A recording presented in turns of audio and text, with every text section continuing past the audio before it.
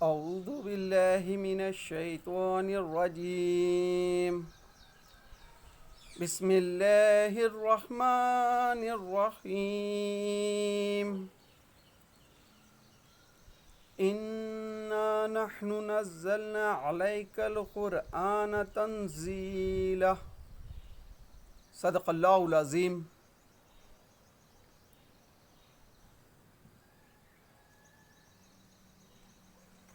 عزیز ساتھیوں،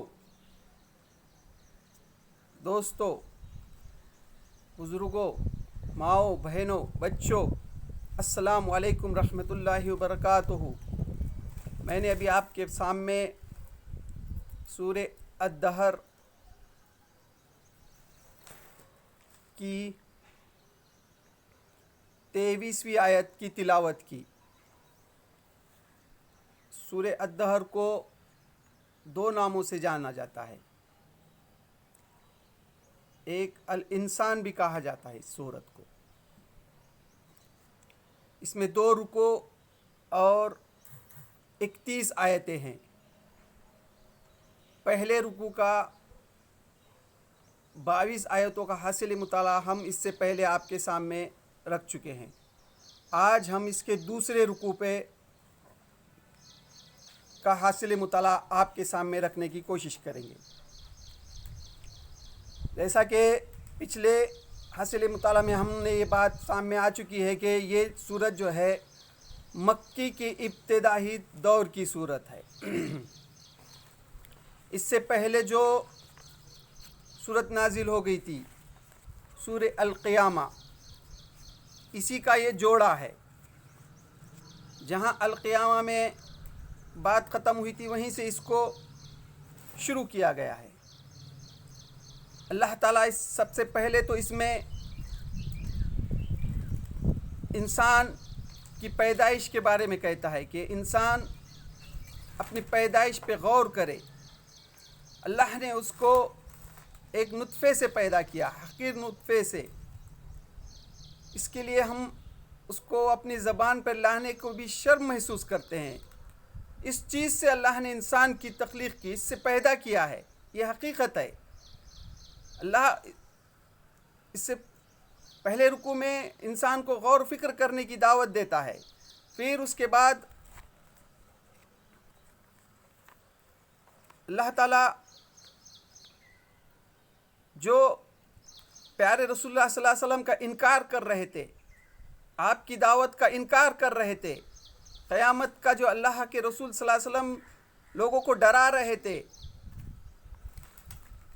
تو اس کا جو آپ کی تعلیمات کا، آپ صلی اللہ علیہ وسلم کی تعلیمات کا جو انکار کر رہے تھے، تو ان مشرکوں کو ایک ہی آیت میں اللہ تعالیٰ فرماتا ہے کہ ہم اس کو زنجیر میں جکڑ کر جہنم کی آگ میں جھونک دیں گے. ہاں،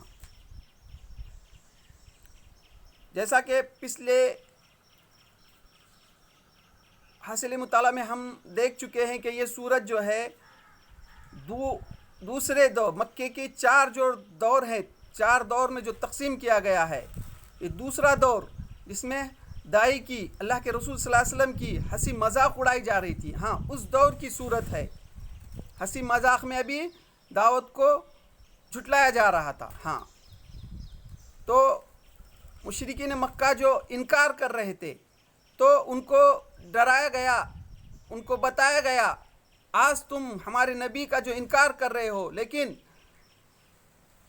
جب تم مر جاؤ گے، پھر اللہ تعالیٰ جب قیامت قائم کرے گا، اس دن جو ہے تم کو جہنم کی آگ میں ڈال دے گا. ہاں، پھر اس کے بعد جو اللہ کے رسول صلی اللہ علیہ وسلم کی تعلیمات پر ایمان لائے ان کو جنت کی بشارت دیتا ہے اللہ تعالیٰ. پھر جنت کی نعمتوں کا ذکر کرتا ہے. پھر اس کے بعد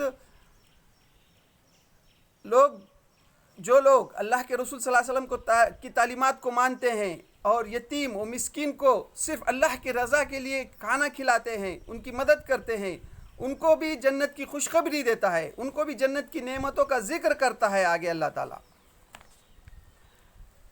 پھر جنتوں کی نعمتوں کے ذکر کے بعد اب اپنے نبی سے مخاطب ہو کے اللہ تعالیٰ دوسرے رکوع میں کہتا ہے، اے نبی،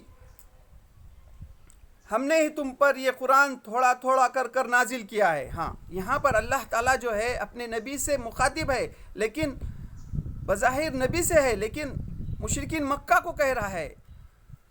اس وقت کے مشرکین مکہ جو آپ کا انکار کر رہے تھے ان سے خطاب کر کے فرما رہا ہے. اس وقت کے اور آج کے بھی جو مشرکین ہیں جو اللہ کے رسول صلی اللہ علیہ وسلم کی تعلیمات کا انکار کرتے ہیں، قرآن مجید کا انکار کرتے ہیں، کہتے ہیں کہ جب یہ اللہ کی کتاب ہے تو اللہ تعالیٰ نے ایک ہی ساتھ کیوں نہیں نازل کیا، اس کو تھوڑا تھوڑا کر کے کیوں نازل کیا. ہاں جو ایسے باتیں کرتے ہیں تو اللہ تعالیٰ ان کو مخاطب کر کے کہتا ہے اے نبی ہم نے ہی تم پر یہ قرآن تھوڑا تھوڑا کر کے نازل کیا. ہاں اللہ تعالیٰ خود کہتا ہے کہ ہم نے، یعنی اللہ تعالیٰ نے یہ نازل کیا ہے تھوڑا تھوڑا کر کے.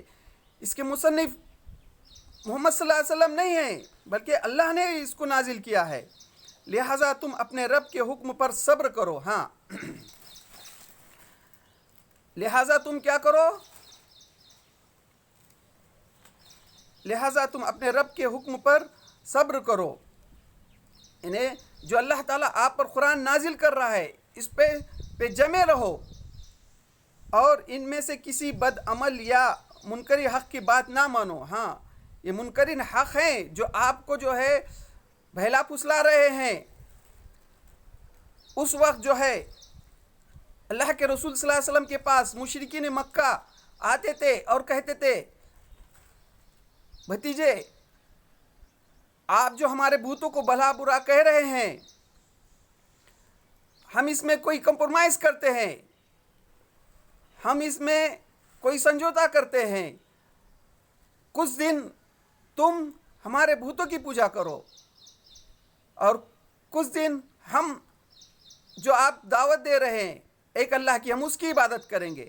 اس طرح سے آپ کے پاس آ کے مشرکین مکہ آتے اور آپ کو بہلا پھسلانے کی کوشش کرتے.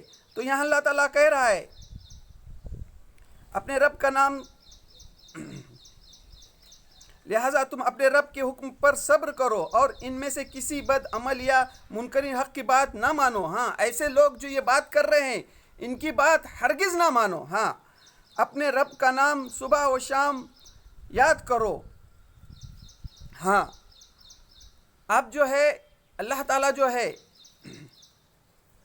یہاں پر جو ہے اللہ کے رسول صلی اللہ علیہ وسلم کو مخاطب ہو کر کہہ رہا ہے کہ تم جو دعوت لے کے مشرکین کے پاس جا رہے ہو، یہ جو آپ کو کہہ رہے ہیں کہ ہم کوئی سمجھوتا کرے، یا آپ کو لالچ دی جا رہی تھی کہ آپ کیا چاہتے ہیں، آپ مکے کی سرداری چاہتے ہیں تو ہم تم کو سردار بنانے کے لیے تیار ہیں، یا آپ مکے کی کوئی خوبصورت لڑکی چاہتے ہیں تو ہم آپ سے بیاہانہ نکاح کر دیں گے. اس طرح سے آپ کو ولگلانے کی کوشش کر رہے تھے مشرکین مکہ. آپ کو سارے مکے کا سردار اگر آپ چاہتے ہیں سرداری تو ہم آپ کے اس کے لیے بھی تیار ہیں، لیکن تم جو ہے یہ ہمارے جو بھوتوں کو برا بھلا کہہ رہے ہو یہ کہنا چھوڑ دو. ہاں دوستو اب یہاں ٹھہر کر ہم تھوڑا سا غور کریں. جو اللہ کے رسول صلی اللہ علیہ وسلم جو دعوت دے رہے تھے اس میں ان کی کوئی مفاد نہیں تھا، یہ صرف اور صرف اللہ کی رضا کے لیے تھا. ہاں اس وقت بھی اور آج بھی ہم غور کریں، جو لوگ اللہ اور اس کے رسول کی تعلیمات کی طرف دعوت دیتے ہیں دنیا میں چاہے کسی بھی ملک میں ہو، آپ دیکھیں گے ان کی دشمنی کیا ہے. وہ پہلے تو آپ کو ڈرانے کی کوشش کرتے ہیں، جس طرح سے اللہ کے رسول صلی اللہ علیہ وسلم کو پہلے ڈرانے کی کوشش کی، پھر بعد میں جن لوگوں نے آپ پر ایمان لایا ان پر ظلم کیا، ہاں پھر انتہائی زیادتی کی. تو اسی طرح آج بھی دنیا میں جہاں بھی مسلمانوں پر ظلم ہو رہا ہے اس کی وجہ کیا ہے؟ ہاں تھوڑا اس پر غور کرو تو غور کرنے سے محسوس ہوتا ہے، کیونکہ یہ دعوت حق ہے جس کے سامنے بھی جاتی ہے اس کو اندر سے قبول کرتا ہے انسان، ہاں، تو یہ ظلم کا جو دور شروع ہو جاتا ہے، تو یہ دراصل اس دعوت سے جو متاثر ہوتے ہیں لوگ، تو ان کو روکنے کے لیے وہ ظلم کرتے ہیں، ہاں دوستو، تاکہ ان کے جو بچے ایمان قبول کر رہے ہیں، اللہ کے رسول صلی اللہ علیہ وسلم کی دعوت سے متاثر ہو کر اللہ کے رسول صلی اللہ علیہ وسلم کا ساتھ دے رہے ہیں، یا آج بھی جہاں بھی جس ملک میں بھی اسلام کی دعوت سے متاثر ہو کر لوگ اسلام قبول کر رہے ہیں، تو اس کو روکنے کے لیے یہ ظلم کرتے ہیں، ہاں دوستو، یہ ان کو ڈر ہے کہ ان کی جو حکومت ہے کہیں یہ چھین نہ جائے، ہر ملک میں یہی ہوتا ہے، دوستو، بظاہر ہم آج جس طرح سے اللہ کے پیغام کو لوگوں تک پہنچانے کا کام نہیں کر رہے ہیں، پھر بھی ان کو ڈر ہے اس بات کا کہ اس سے ان کی نسلیں کہیں متاثر نہ ہو جائے۔ دوستو، ہم خود ہمارے ملک پہ غور کرو، آج سے 1400 سال پہلے جب یہاں پر اسلام آیا تو اس وقت جو ہے تو برہمنیت غالب تھی، پھر کس طرح سے آہستہ وہ لوگ اسلام کی دعوت سے متاثر ہوئے، اور لوگوں نے سمجھ لیا کہ یہ جو تعلیمات ہے اللہ کی یہ حق ہے، تو اور کس طرح سے آہستہ پورے ملک میں یہ دعوت پھیلتی گئی۔ اسی لیے دوستو، آج آپ دیکھتے ہیں کہ کبھی برقعے کے نام پر، کبھی لو جہاد کے نام پر، کبھی گورکشک کے نام پر یہ جو ظلم کر رہے ہیں، دراصل یہ ظلم کے پیچھے ان کا مقصد یہی ہے کہ یہ ان کے نسلوں کو روکنا چاہتے ہیں۔ میں سلام کرتا ہوں ہماری ماں و بہنوں کو جو آپ جو ہے برقع پہن کر جو گھر سے نکلتی ہیں، تو آپ ایک پیغام لے کر نکلتی ہیں، دعوت کا کام کر رہے ہیں آپ۔ یہ دعوت فطری دعوت ہے، جب وہ لوگوں کی نظر آپ پر پڑتی ہے تو دل میں آپ کو دیکھ کر ان کے دل میں خوف ہو جاتا ہے۔ آپ جو ہے دعوت کا کام کر رہی ہیں۔ میں جو بھی میری مائیں بہنیں میری آواز کو سن رہے ہیں یا جو بھی دیکھ رہے ہیں، ان سے گزارش کرتا ہوں کہ یہ جو ہے اپنے گھروں سے جب بھی نکلے تو صرف اور صرف اپنی ضرورت کے لیے نکلے، بازاروں میں بھی جتنی ضرورت ہے اسی کے لیے نکلے،